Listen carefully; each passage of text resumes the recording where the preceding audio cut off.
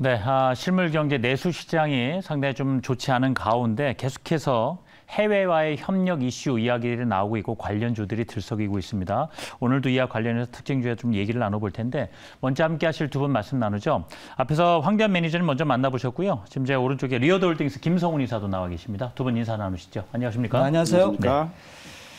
자, 간단하게 이벤트 고지 드리겠습니다. 저희가 유튜브 채팅창에 글을 남겨주시는 분, 또 지금 생방송 보시면서 인증샷 찍어서 문자 메시지와 함께 보내주시는 분에게 상품 드리고 있는데요. 방송하면 인증샷은 문자 샵 2034번으로 보내주시면 되겠습니다. 오늘 각 한 분씩 추첨을 해서 주름 개선 앰플과 다이어트 보조제를 선물로 드리겠습니다. 자, 그럼 이제 특징주를 5종목 두 분의 의견과 함께 들어보게 될 텐데 각 종목별로 어떤 이슈가 오늘 있었는지 권재현 아나운서가 먼저 정리를 해보겠습니다. 네, 선택 오늘의 특징주 시간입니다. 오늘 눈에 띄는 움직임 보여줬었던 5가지 종목들인데요. 한전 KPS부터 LG화학, 아모레퍼시픽까지 자세하게 짚어보도록 하겠습니다. 자, 저희가 어제 원전 관련주들을 집중적으로 또 다뤄봤었는데요. 전거래 일제히 하락세를 보였던 원전 관련주들이 오늘은 거의 가격 제한선 가까이 오른 종목들 굉장히 많았습니다. 폴란드에 한국형 원전 수출을 한다는 소식이 전해지면서 한전기술부터 한전산업, 또 두산에너빌리티, 한신기계까지 일제히 급등세를 연출했는데요. 한전 KPS는 오늘 시장에서 11% 강세 흐름을 나타냈습니다.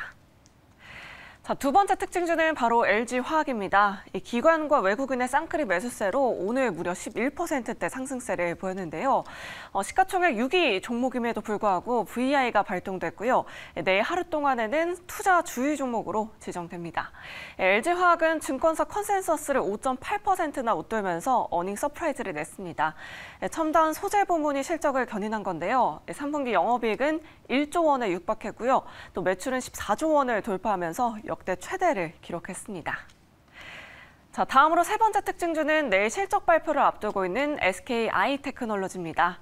실적 발표를 앞두고 4거래일째 강세 흐름 보여주고 있는데요. 오늘 8%대 상승으로 마감 지었습니다. 또 공매도 수량도 9만 4천 주에서 3만 8천 주대로 큰 폭으로 줄었다고 합니다. 다음으로 살펴볼 종목은 네옴시티 관련주 세아특수광입니다. 오늘도 두 자릿수대 급등세를 연출했습니다. 원희룡 국토교통부 장관이 네옴시티 사업 수주를 위해서 조만간 사우디로 향한다는 소식이 호재로 작용했는데요. 연 500억 달러 수주와 세계 4대 해외 건설 강국으로 진입하는 걸 목표로 하고 있습니다. 마지막 특징주도 살펴보도록 하겠습니다. 바로 아모레퍼시픽입니다. 3분기 실적 부진에도 오늘 4%대 강세로 마감 지었는데요. 중국 면세 채널이 역성장하면서 3분기 매출은 전년 동기 대비 15% 감소했고요. 영업이익은 무려 62%나 급감했습니다. 하지만 4분기 실적 턴어라운드를 시작으로 내년부터는 이익이 개선될 것이란 증권가의 전망 나오고 있는데요. 오늘 시간의 거래에서도 강세 흐름을 이어갔습니다. 자, 이렇게 5가지 특징주 살펴봤습니다. 자, 이 5종목 중에서 우리 두 분의 전문가, 이사님과 매니저님이 선택하신 탑픽은 어떤 종목일까요? 공개하겠습니다. 김성훈 이사는 LG화학, 황대현 매니저는 한전 KPS를 선택해 주셨습니다.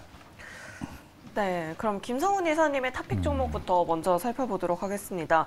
LG화학 시가총액 6위 종목인데도 불구하고 오늘 또 VI가 걸렸어요. 11% 급등세를 보였는데 탑픽 종목으로 꼽아주신 이유가 있을까요, 이사님? 매출을 아주 잘 냈군요. 맞습니다. LG화학 참 가지고 계신 분들 그동안 많이 답답하셨을 것 같은데 맞아요. 오늘 시원하게 상승세를 좀 보여줬습니다. 일단 3분기 실적 발표가 나왔고요. 그리고 워낙에 잘 나왔습니다. 그동안은 실적을 확인하고 좀 움직이자는 어떤 그런 수급적 요인이 있었던 것도 사실이었고요. 이 또 하나가 저희 크게 3가지로 한번 구분지어서 말씀을 드려볼 수 있을 것 같습니다. 일단 첫 번째로는 이 LG화학은 포스코 케미칼과 다르게 이 석유화학 시황에 대한 영향을 받을 수밖에 없습니다. 그런데 최근에 롯데케미칼, 대한유화, 그리고 금호석유 주가 흐름 여러분들 보셔서 아시겠지만 저점을 어느 정도 확인했다라는 느낌을 여러분도 받으실 수 있을 것 같습니다. 역시나 이번 실적 컨퍼런스 콜에서 LG화학 측에서도 올 4분기를 저점으로 석유화학 시황은 돌아설 것 같다라는 의견을 좀 보여줬습니다. 그렇다면 남은 것은 이제 배터리 분야겠죠. 다시 말해서 양극재 분야인데요. 이번 어닝 서프라이즈에서 양극재 분야의 실적이 너무나도 잘 나왔습니다. 그동안 양극재 대표성으로 우리 포스코 케미칼이라는 기업이 지수 하락과는 반대로 꾸준하게 올라가는 정말 강한 모습을 보였는데요. LG화학도 양극재의 어떤 밸류에이션을 다시 재평가를 받고 있습니다. 이게 무슨 말이냐면은 전체 양극재 매출을 우리가 비교를 해보게 되면은 포스코 케미칼보다 LG화학이 매출 규모의 약 2배 정도 양극재 매출이 많습니다. 그렇기 때문에 그동안 양극재 분야에 대해서 포스코 케미 약 멀티플 27배를 받고 있었던 상황이었고, 그러면은 이제 LG화학도 포스코 케미칼만큼의 멀티플을 줘야 되는 것 아니냐라는 그런 수급적 요인이 몰리면서 오늘, 그리고 이게 또 공매도에는 쇼커버링도 같이 나타났죠. 이런 것들이 몰리면서 LG화학이라는 정말 큰 종목이 11% 가까이 올라가는 그런 모습을 보여줬다라고 우리가 생각을 해볼 수 있을 것 같습니다. 결국 그동안 우리가 어떤 시장에서 좀 알지 못했었던 양극재 분야에 대한 가치가 다시 한번 재평가되고 있는 만큼 LG화학은 물론 오늘같이 올랐던 이격이 벌어진 상황에서 여러분들이 굳이 추격을 하실 필요는 없겠죠. 어느 정도 5일선까지 이격이 줄어드는 것을 확인하시고서 마음 편하게 한번 매수를 하셔도 좋겠습니다. 다만 제가 2차 전지 전체 섹터를 놓고서 한 가지 좀 첨언을 드리자면은, 네. 이번에 만약에 중간 선거에서 미국 공화당이 승리를 하게 되면은 2차 전지 섹터는 살짝 좀 밀릴 가능성도 있습니다. 다시 말해서 그동안 공화당은 2차 전지 IRA 관련된 법안에서 꾸준하게 반대를 해오지 않았겠습니까? 그런데 만약 공화당이 선거에서 승리를 하게 된다면은 많이 올랐고요. 차익 실현에 대한 욕구도 어느 정도 있는 만큼 그때는 여러분 좀 피하시는 걸 좋을 것 같고, 다만 그렇게 해서 다시 주가 내려오게 된다면 그때 또 신규 매수를 기다리고 계신 분들은 그때를 한번 노려보시는 것도 좋을 것 같습니다. 이게 미국도 그렇고 모든 게 지금 경제 상황이 산업이 네. 정치하고 이렇게 결부가 돼 있다 보니까 항상 이제 눈여겨보시는 말씀 네. 좀 주셨습니다. 지금 거의 근데 공화당의 승리가 점쳐지고 있는 상황 아닌가요? 지금은 엎치락뒤치락 하고 있습니다. 네, 알겠습니다. 2차 전지 관련주 중간 선거 결과에 따라서 또 변화할 수 있다고 하니까요. 투자에 유의하시면 좋을 것 같고요. 자, 황대현 매니저는 원전주를 토픽으로 꼽아주셨습니다. 한전 KPS 꼽아주셨는데요. 어떤 포인트들 가지고 있을까요?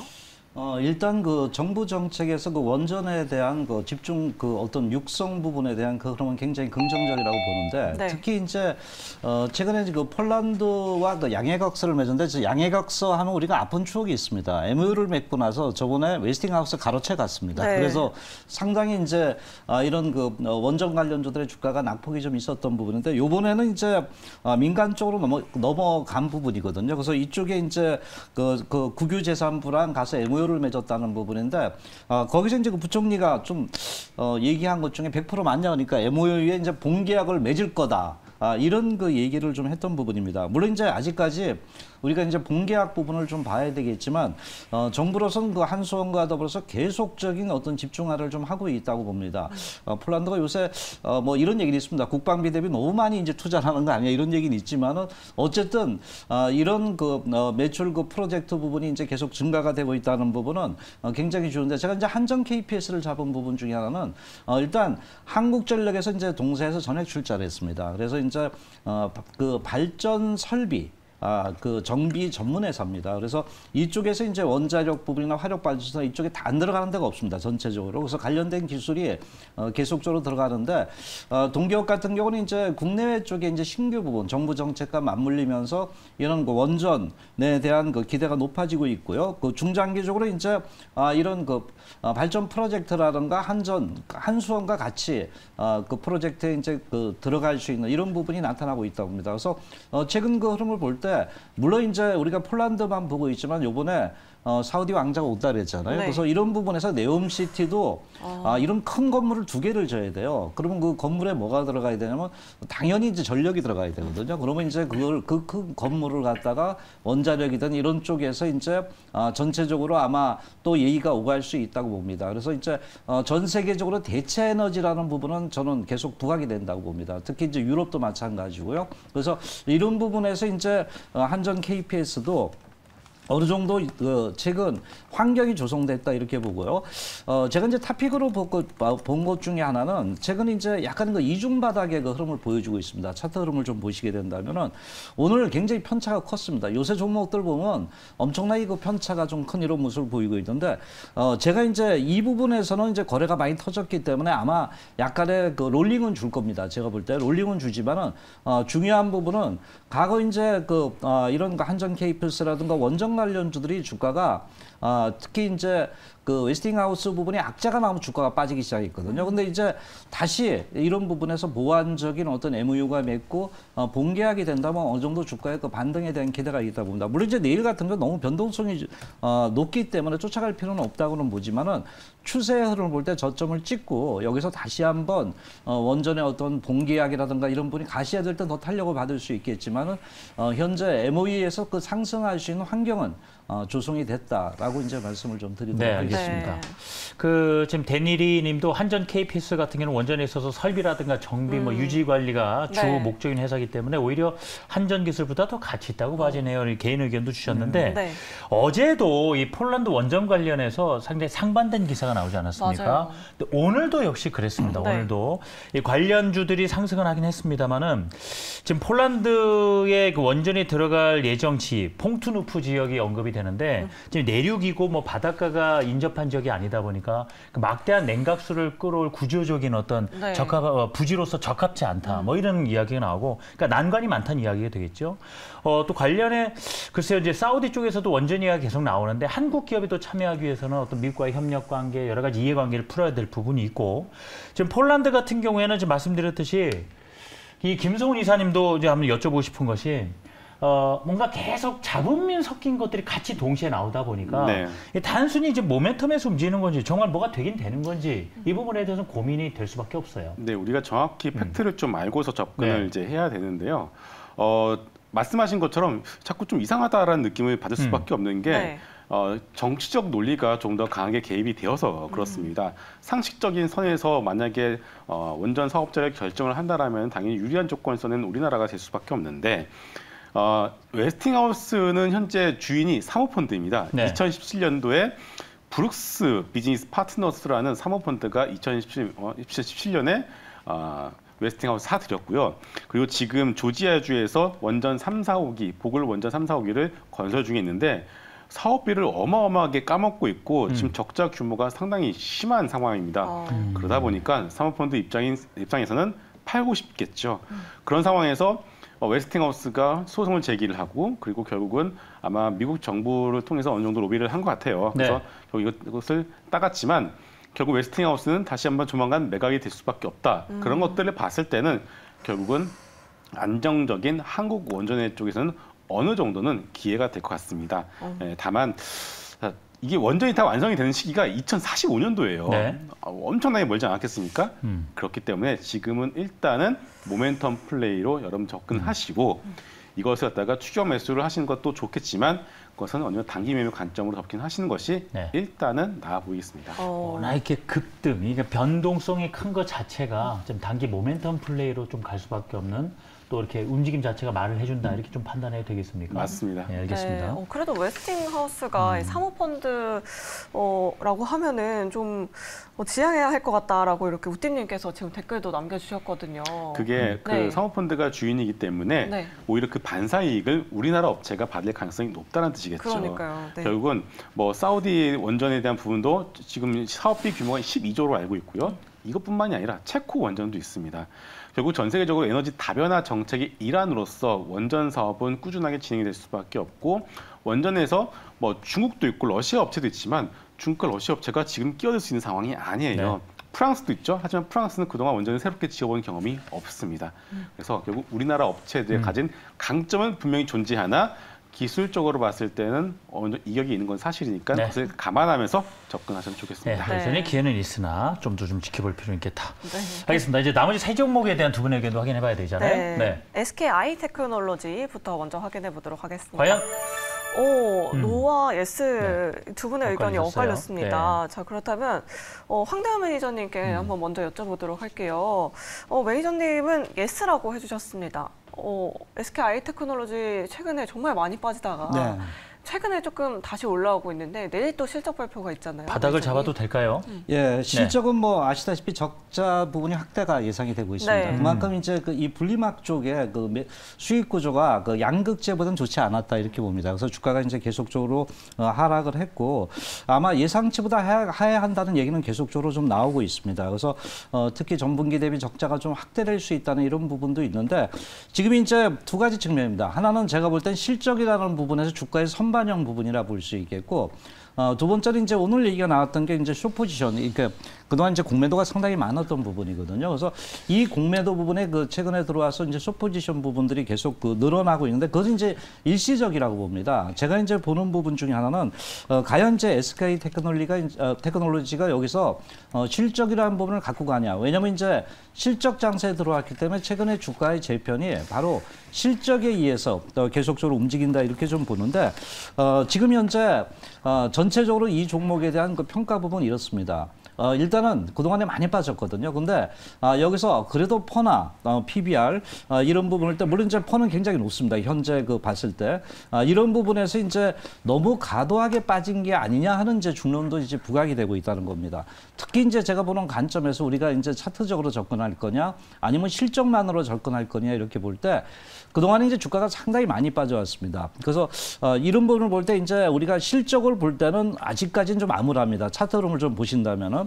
근데 24만 원대부터 이제 빠져왔습니다. 빠져와가지고 여기서 이제 반등이 되는데 물론 이제 이게 추세적으로 반등이 되기까지는 어느 정도 이제 시간은 걸릴 수 있겠지만은 최근 우리나라 주식시장이나 또는 이 종목의 흐름을 볼 때 어떤 저점에 대한 기대감은 높다 이렇게 봅니다. 그래서 제가 이제 예스라 한 부분이고 이것이 뭐 추세적인 상승보다는 현재 선반영이라는 부분에서 악재 노출 부분이라는 것이 나타나고 있고 또 양극재가 좋다면은 바로 음극재나 분리막이나 또 이런 음극재나 이런 쪽에서도 어느 정도 이제 같이 실적을 같이 병행할 수도 있다 이렇게 봅니다. 그래서 지금 이제 낙폭이 굉장히 컸기 때문에 여기서 이제 매도는 매도는 이제 자제하다는 쪽에서 이제 말씀을 드렸고 여기서는 이제 갖고 있지 않은 취지 안에서 예스 쪽에 말씀을 좀 드린 배경 중에 하나라고 말씀을 드리겠습니다. 예, 알겠습니다. 네. 신규 어떤 매수가 괜찮다 차원의 예스가 아니라 네. 굳이 이제는 팔 필요는 없다. 그렇죠. 이런 차원에서 말씀 주신 네. 거예요. 해석을 좀 잘 하시기 바라고요. 네. 자, 다음 종목이 이제 아모레퍼시픽으로 네. 봐야 되겠죠. 화장품주가 이제 오랜만에 나왔습니다. 두 분의 의견 확인하겠습니다. 녹아르셨는데. 자, 그렇다면 네, 이 부분에 대해서는 김성훈 이사님께 네, 한번 이사님께 한번 여쭤보도록 여쭤볼까요? 하겠습니다. 네. 방금 말씀해주신 SK 아이테크놀로지와 그리고 아모레퍼시픽 아마 저는 섹터는 다르지만 거의 같다고 저는 생각을 합니다. 결국은 돈을 잘 벌지 못하고 있는데 너무 비쌉니다. 아모레퍼시픽 같은 경우에는 퍼가 아직까지도 30배가 넘어가고 있는 상황입니다. 우리가 2015년도 화장품 주식들이 날아갔을 때 우리가 그렇게 높은 멀티플을 줄 수 있었던 가장 큰 요인은 화장품 섹터가 내수주에서 수출주로 변신을 했기 때문에 우리가 그만큼 높은 멀티플을 줬던 것이죠. 그런데 지금은 어떻습니까? 중국 시장 내에서 아모레퍼시픽, LG생활건강 해자를 가지고 있습니까? 아닙니다. 중국에 출장을 많이 가보시는 분들은 아시겠지만 상해에서 가장 큰 아모레퍼시픽 매장이 있었다가 지금은 제가 알기로는 없어진 걸로 알고 있고요. 네. 그리고 그 자리를 중국 토종 화장품 업체들이 차지하고 있습니다. 즉 고가 라인은 뭐 로레알과 시세이도 같은 종목들이 이미 차지하고 있고 중저가 라인 쪽에서 아모레퍼시픽과 LG생활건강이 좀 차지하고 있었는데 이 자리를 중국 토종 업체들이 밀고 올라온 것이죠. 결국 이런 것들을 봤을 때 물론 리오프닝에 대한 부분들도 기대감이 있을 수 있겠지만 아직까지 수출주에서의 어떤 멀티플을 걷어내기가 좀 시간이 걸린다라고 봐야 될 것 같고요. 만약에 여기서 화장품 주식들이 좀 더 뻗어나가기 위해서는 미국 시장이나 유럽에서 새로운 아이템이 터지면서 다시 한번 K뷰티가 올라가야 됩니다. 근데 아직까지는 그런 부분이 없다는 것을 봤을 때 바닥은 잡았다라고 우리가 생각을 할 수 있겠지만은 추세 상승은 조금 무리지 않을까 그렇군요. 싶습니다. 이게 지금 뭐 CNC 인터내셔널 같은 경우에도 3분기 영업이익이 워낙 좀 잘 나왔다고 하니까 이게 화장품도 이제 좀 돌아서지 않을까 이런 네. 좀 기대를 가지고 계신 것 같아요. 근데 지금 아모레퍼시픽 노 의견을 좀 들어봤고 황대현 매니저는 예스를 주셨거든요. 네, 아모레퍼시픽 포함해서 화장품주들한테 관심을 둬도 괜찮겠습니까? 네. 예, 일단 그 아까 SK 아이테크놀로지하고 거의 비슷한 그 개념인데요. 일단은 지금 팔 때는 아니다 이렇게 봅니다. 네. 제가 한 두 가지 측면으로 좀 말씀을 드린다면 가장 이제 혜택을 받던 데가 중국이었습니다. 그리고 가장 이 혜택에서 마이너스 역할을 했던 것이 중국이다 이렇게 보는데 특히 이제 중국의 그 대리점이라든가 이런 그 면세점 이런 부분들이 상당히 그 매출이 그 안 좋아지면서 구조조정을 엄청나게 했습니다. 그래서 아마 그것도 이제 폐사를 좀 하려고 정리를 하고 있는 상태더라고요. 그래서 최근 이제 아모레퍼시픽이 가장 이제 핫한 부분이 하나는 실적이 안 좋아요. 두 번째는 체질 개선을 하고 있더라고요. 그래서 제가 볼 때는 어느 정도 이제 이 체질 개선 효과 부분이 있고 그동안 중국 쪽에만 너무 집중이 돼 있었어요. 이 회사가요. 그런데 이제 최근에 들어와서 이제 그 눈을 돌리면서 특히 이제 미국, 일본, 유럽 쪽으로 이제 눈을 돌리고 있는 이런 부분이고 아마 이제 그 북미 쪽에서 이제 신규 브랜드를 인수하면서 그쪽에 북미 시장의 확대를 할 수 있는 이런 부분이 나타나고 있습니다. 그래서 중국의 어떤 그 너무 집중한 부분을 갖다가 좀 다변화하고 있다는 부분과 체질 개선이고요. 마지막으로 이제 제가 보는 것은 바로 이제 저는 이제 주가는 주가한테 물어보라 이런 얘기가 있잖아요. 차트 흐름을 한번 보실게요. 네. 정말 과거에 황제주였습니다. 아모레퍼시픽은 정말 이게 월봉이거든요. 월봉인데 주가가 그동안에 45만 원대에서 이제 거의 10만 원대를 이탈됐는데 여기 보시면 이제 이런 얘기 우리가 가끔 합니다. 고향 왔다. 네. 그동안 올랐던 부분에서 다시 계속 빠지면서 이제 트라이앵글 삼각형 부분에서 지난 저점에 이제 월봉상 와 있다 이렇게 봅니다. 그래서 대개 이제 이런 그 지난 저점에 왔을 때는 어떤 바운딩이라든지 테크니컬 바운딩 부분이 나올 수 있다고 보거든요. 그래서 현재는 악재는 어느 정도 이제 미리 많이 그 반영이 됐고 악재보다는 호재가 조금 더 반영될 수 있는 위치가 아닌가 저는 이렇게 보고 있거든요. 그래서 물론 이제 뭐 이 종목으로 갖고 승부는 걸지 말자. 다만 이제 갖고 계신 분들은 여기서는 매도는 자제하고 어떤 반등이 나오고 만일 내년도에 제가 말씀드린 대로 중국의 어떤 구조조정과 미국 쪽에서 어떤 실적이 나타나면 어느 정도 여기서 반등은 해줄 수 있다는 위치다. 이런 관점으로 이제 아모레퍼시픽을 좀 바라봐야 되지 않겠나 보겠습니다. 네, SKIT와 비슷하게 아모레퍼시픽도 뭐 기술적 분석 관점에서 이렇게 접근해 주셨습니다. 자, 계속해서 다음 종목도 살펴보도록 하겠습니다. 바로 네옴시티 관련 세아특수강인데요. 두 분 다 노려주셨어요? 두 분 다 노려주셨어요. 자, 우리 김성훈 이사님께 네. 마지막으로 여쭤야 되겠습니다. 지금 노주신 이유도 한번 들어보고요. 그럼 네옴시티 관련해서는 계속해서 지금 시장에 여러 종목들 돌아가면서 언급이 되고 있거든요. 네. 여전히 좀 관심 가져볼 만한 그럼 종목이 있는 것인지 네. 일단 세아특수강은 왜 놓인지부터 말씀 들어보죠. 네, 일단 네. 세아특수강이 이제 네옴 관련주로 엮이게 된 이유가 있는데요. 바로 사우디아라비아의 합작법인 형태로 진출을 했다라는 점입니다. 근데 이런 똑같은 회사가 휴스틸 같은 종목도 마찬가지로 합작법인이 이미 진출해서 사업을 하고 있다고 봐야 될 것 같습니다. 결국은 이런 어떤 요인을 가지고서 네옴시티 관련주로 이렇게 엮었다라고 보시면 될 것 같고요.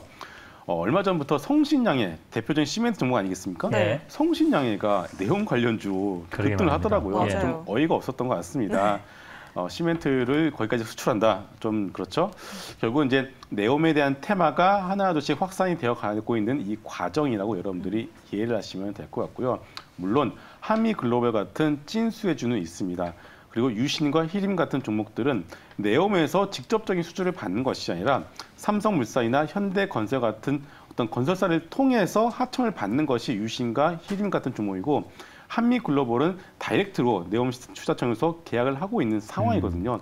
그런 것들을 봤을 때 한미글로벌이 괜히 52주 신고가를 계속 경신을 하는 것은 아닌 것 같습니다. 다만 그럼에도 불구하고 결국은 일정 매매 관점에서 우리는 일단 접근을 해야 될 것 같습니다. 장 끝나고 사우디 빈살만 왕세자가 방문을 한다는 뉴스가 나왔고요. 결국은 이러한 것들이 겹치면 겹칠수록 이 테마의 단기 고점 가능성을 더 빠르게 알릴 수도 있다. 이렇게 보신다라면은 당연히 단기 매매 관점으로 접근하시고 현재 구간에서 펀더멘탈적으로 접근을 할 것은 아닌 것 같습니다. 네. 네, 그럼 어떤 종목도 접근하면 안 된다 이런 말씀이신가요? 그건 아닌데요. 네. 일단은 대장주인 한미글로벌의 움직임 여러분들이 예의주시를 할 필요는 있을 것 같고요. 네. 좀 더 안정적인 종목을 원하신다라고 생각하시는 분들의 경우에는 차라리 뭐 현대건설이라든가 삼성물산 물론 국내 건설 경기에 대한 노이즈가 있기는 합니다만 네. 충분히 싸져 있기 때문에 안전적으로 접근하셔도 좋을 것 같습니다. 네, 오히려 안정적인 현대건설이나 삼성물산 탑픽 종목으로 꼽아주셨고요. 아까 전에 메이저님은 또 대동 탑픽 종목으로 꼽아주셨으니까 눈여겨보시면 좋을 것 같습니다. 자, 그러면 이쯤에서 우리 이제 마무리를 짓고 김성훈 이사님 인사드리도록 하겠습니다. 수고하셨습니다. 네, 오늘도 굉장히 많은 분들이 유튜브 채팅창에 댓글 남겨주고 계신데요. 오늘 댓글 많이 남겨주신 분에게 저희가 알찬 선물 보내드리고 있고요. 네. 또 저희 TV 방송화면 인증샷을 샵 2034 문자 메시지로 보내주신 분에게도 저희가 선물 보내드리고 있습니다. 네. 주름 개선 앰플과 다이어트 보조제 오늘 준비가 돼 있습니다. 계속해서 네. 보내주시기 바랍니다. 네. 계속해서 황대현 매니저와 함께하는 핫 레포트 시간이 준비되어 있습니다. 레포트를 통해서 황금주를 알아보도록 할 텐데요. 황대현 매니저와 함께하는 핫 레포트를 부탁해 지금 바로 시작하겠습니다.